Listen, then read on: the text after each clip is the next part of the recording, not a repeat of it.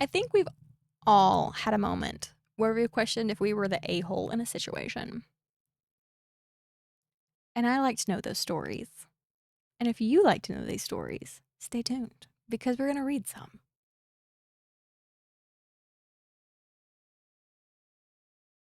Welcome to my channel. I am Muffins, and if you've been here before, then you know that I like anything horror game related or horror movie related. I like scary things. I also like reacting to things. And what better to react to than Am I the A-hole stories? Because we've all been there. We've all been an a-hole. Or we've all questioned if we were an a-hole in a story. I know I have. But without further ado, let's jump into some of these stories because they can get quite juicy. We are starting off with Am I the a-hole for getting mad at my friend for buying meat I don't eat? Let's see. Am I the a-hole for being upset after my friend borrowed my car and bought the wrong food for her own barbecue? Okay. That first sentence, I'm leaning toward you might be an a-hole, but let's continue reading. I, 21 male, was invited to my friend's 26 female housewarming barbecue. We've been close friends for a while. Before the party, she asked if I could go with her to Costco to buy the meat, but I was working from home and couldn't leave. She then asked if she could borrow my car and my Costco card to go with my brother, 25 male. I was hesitant because I didn't think she's a very confident driver, but I eventually agreed. For context, she knows I only eat beef and chicken. I don't eat pork, and it's something anyone close to me would know. They went to Costco while I was working. Instead of buying the top sirloin we had planned, she bought $70 pork shoulder that takes around 12 hours to cook, even though the barbecue is starting in about 2 hours. Okay, she sounds like an idiot.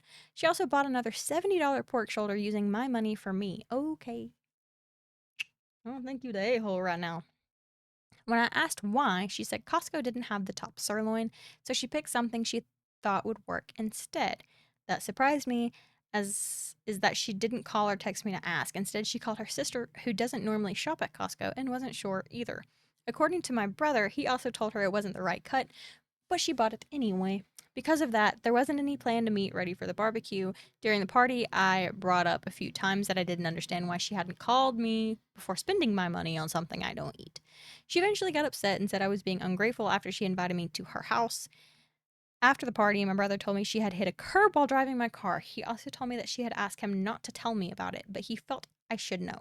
Now I'm wondering if I was in the wrong for bringing up the Costco situation at the party or if my frustration was reasonable.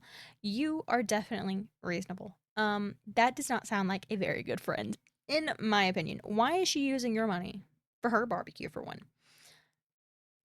She knows you don't like pork, so why is she buying you pork? And she curbed your car and wasn't going to tell you. Drop her. That is not a good friend. You are not the a-hole. I take back what I said in the beginning. Yes, just like this person. She's clearly a bad friend. She pressures you into lending her your car and giving her money. Why are you allowing her to take advantage of you? Yeah, and lies by omission. Yeah, no. Get rid of that. That is not a friend. Not a friend.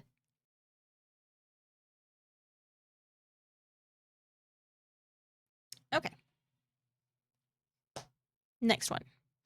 Am I the a-hole or a sister overreacting? Me, 35 female, and my husband and kids went on holiday for 12 days. My dogs could come with us, and my sister, 41 female, agreed. Okay. My dogs couldn't come with us, and my sister, 41 female, agreed to have them over for these days. I dropped them off, food, snacks, poop bag, benches, etc., all included. I gave some instructions on how they behave and eating habits and drove off. She asked to let her know if we landed okay on destination. Well, I forgot to do that, but posted a lot of pictures online during the holiday. I thought of my dogs just once because I knew they were in good hands with her. I thought no news was good news and let it go. After the holiday, the first morning we went to get the dogs, and she wasn't home. It was my brother in law, and she told me that the dogs were okay, but one of them doesn't eat as he normally does. I answered, maybe it's because we were away for a long time, and I'll see how he does at home. That same afternoon, I sent a message thanking her for watching my dogs. During the holiday, there was a major collision on a highway close to my sister, so I sent a message in the group chat to ask if they were okay. Just my little sister answers. My big sister, the one who doesn't talk anymore, loves reading, and I send her a book on the last day of holiday and what I think about it. Fast forward 3 days, and she doesn't respond to texts and doesn't answer calls. She explicit texts that she doesn't want to talk to me. She's mad at me for not sending that I landed okay, that I didn't ask about my dogs. I told her I didn't call or text anyone if they didn't send me first during a holiday because they really needed the time as a family. She is adamant that I should text her, and she doesn't care that I don't send to anyone else. It's about 4 days after everything and still haven't heard from her.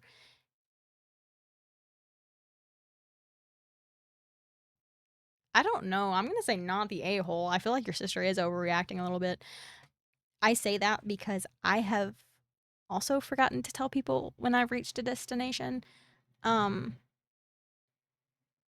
I mean, if she was that concerned, she could have texted you and be like, "Hey, did you make it okay?" Because me, if I'm going somewhere, I get there, I get into whatever I'm doing. I'm excited. I'm there.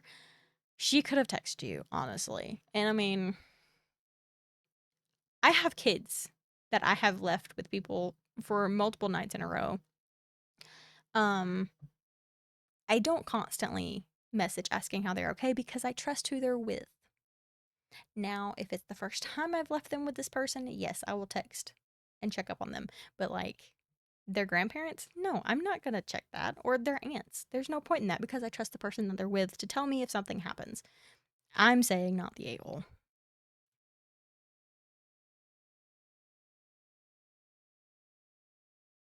Am I the a-hole for sleeping with women after my wife confessed to cheating? I, 42 male, and my wife, 41 female, have been together for 23 years. We've grown up together, and that includes all the ups and downs. We took each other's virginity, and until recently, I was under the impression that we had only had sex with each other. I'm a 2 to 3 time per day libido kind of guy. Dang. With her being more moderate. After we had discussed getting married about 7 years in, and I had said I wanted to wait a little bit more, our sex life hang on. Our sex life declined dramatically. In retrospect, this was an obvious sign. Anyway, over the course of 2 years, she cheated on me with 4 different guys, one for a year, and then gave up on finding anyone outside. It was about that time that I had saved up enough money to propose, and she accepted. I asked her point blank multiple times whether or not she had been faithful, and she said that she had. I felt like since this was the love of my life, I could trust her even though things hadn't been going great, and that I owed her the marriage that she had wanted for a long time. I had been 100% faithful. Fast forward over a decade, and for the first time, I brought up something regarding infidelity, and I saw in her face the hesitation that she let me know that something had happened. I waited a few days and asked her, and she spilled part of it. It wasn't until a year later that she sobbingly confessed the rest. It may have come as no surprise that I didn't react well. Name calling, fights. Okay.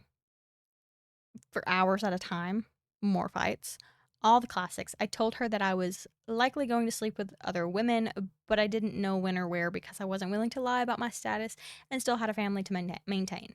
And that's exactly what I did. 2 women in a week. It was all right, but it wasn't my wife, and I realized it never was going to be. I stopped. I also told her because at this point she was literally crying all day, and I thought that might ease her guilt. As a guy, this is exactly what I thought that I would need, as the impression that things were more even would keep me from feeling I was waiting for the other shoe to drop. Boy, was I wrong. It threw her way off, and we've been battling it ever since.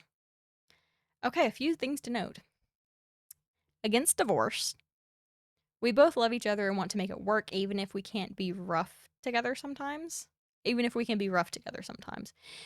She was from an abusive household, and it effed up her ability to communicate basically from day one. She also clearly has bipolar depression or borderline personality disorder. Which one? I didn't do it out of revenge. You did. Meaning my intention was not that I would sleep with other women and rub it in her face. I simply love sex and have been putting my libido on the back burner ever since it went downhill. I'm not autistic, but I have something that keeps me from processing things normally. My biggest issue about the whole thing isn't that she cheated on me and that I feel like a fool for being so loyal. It bugs me more that she slept with these guys and didn't allow me my freedom to do. Okay. Yeah, you're the asshole. You're the a-hole, dude. That you did. You slept with those women for revenge. She's not crying all day because of guilt. She's crying all day because you just actually went out and cheated on her in your marriage. Um, she confessed things that were of the past, and then you was like, "Oh, well, she's slept around. I'm gonna go do it to her." That's not how it works. Um, that was revenge. You slept with women for revenge. Am I the a hole for eating my coworker's leftovers from the office fridge? Okay, so this is dumb, but it's been bothering me all week. I work in an office with shared kitchen, big fridge, everyone puts their lunch in there. Usually stuff gets labeled, but sometimes things sit for weeks and nobody touches them. Last Thursday, I forgot to bring lunch. I was starving. I checked the fridge and saw this container of pasta salad. No name, no date. I'd seen it in there for like 4 days already. Nobody ever ate it. I figured it was abandoned, so I ate it. Ew, 4 days. Later that afternoon, a coworker from a different team came over looking pissed. She asked if anyone had seen her pasta salad. I said, I ate it. She got so mad. Said she was saving it for Friday because she had a busy meeting. Said I should have asked first. I apologized and offered to buy her lunch. She said no and walked away. She's been cold to me ever since. I feel bad, but also 4 days, no name, and a shared fridge. That's basically fair game. Half of my coworkers say she's overreacting, half say you never eat someone else's food. My girlfriend says I'm the a hole because office fridge rules are sacred, but I honestly thought it was abandoned. Okay. Personally, I do feel like you might be the a hole a little bit. Um, because you should have asked. Like you should have said, "Hey, whose pasta salad is this?" But also, 4 days. Who says, "Okay, I'm gonna have a long day this day.